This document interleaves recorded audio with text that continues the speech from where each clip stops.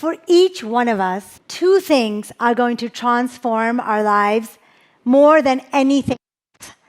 One of them is technology, and the other is urbanization. What do I mean by urbanization? More and more people are moving to cities. 200 million in China, 100 million in India. Even in Tokyo, people are moving from the towns and villages into cities.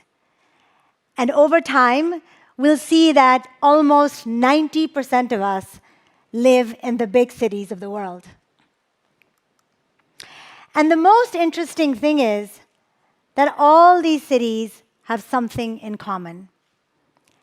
If you look at Los Angeles, Sao Paulo, Karachi, Shanghai, you may be wondering what connects them all. They happen to be megacities. And a megacity is one that has more than 20 million people.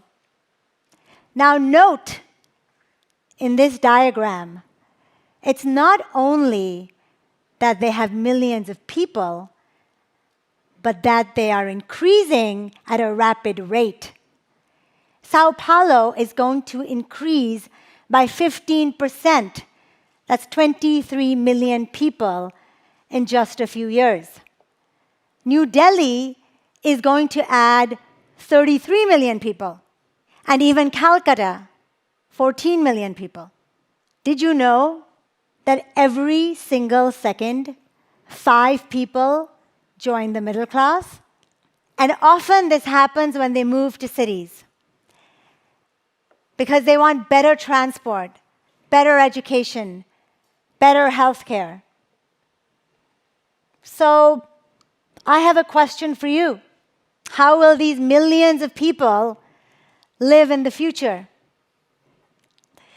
I'll tell you the way I used to think about it, or people like me used to think about it. I'm an artificial intelligence specialist. I have an AI company. We're techies. We're geeks and techies. And when we think of cities, we think of smart cities. And when we think of smart cities, we think of adding all kinds of technology to it. Virtual reality, artificial intelligence, augmented reality, Internet of Things, quantum computing. You have a buzzword, give it to me. I'll add it to a smart city. Smart water, smart sewage, smart energy. But you know, that's not the right way to think about smart cities. So I'm going to take you away from Munich, and I'm going to take you all the way back to where I came from this morning, a small nation-state called Singapore. Because in Singapore, in 2014, our prime minister decided that we were going to change from a smart city to a smart nation. A more holistic way of looking at how technology is applied to cities. The way he said it was, it's an outstanding place for people to live, to work, and play in.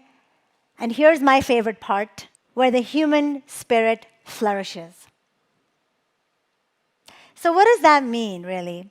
Let's take a pathway to the smart nation and think of that as a journey to the smart city. Let's start with a problem.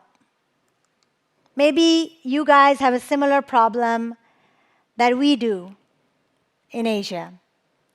Singapore is one of the fastest aging countries in the world. And we have a responsibility to look after our elderly. So when people used to think about it, they used to think, let's just add some smartness to the problem. Here's what we'll do. We'll take all of them, we'll put them in these smart homes, we'll outfit them with cameras, put sensors everywhere, and then they'll be okay. And you know, there are these pills you can swallow now that are laced with sensors, so that if you don't take your pill, the sensor will send an email to your doctor or to your daughter or ex-wife or whoever stands to benefit from it. Well, this is not the right way to think about smart cities. Let's step back. What are the issues the elderly face? By the way, it is true that a lot of them get injured in the home, but they face other things too. You know, a lot of them die because they're lonely. What's the point of having a perfectly outfitted, smart home, but there's no one to talk to? And in Singapore, the demographic that gets injured the most in accidents are old people. So if you think of it that way, then yes, a smart home makes sense. The Housing Development Board, where, by the way, 80% of Singapore's population lives, is now creating smart homes. It has the sensors and the video cameras so that if someone falls or injures themselves, an ambulance is called. But that's not enough. Other things are happening as well.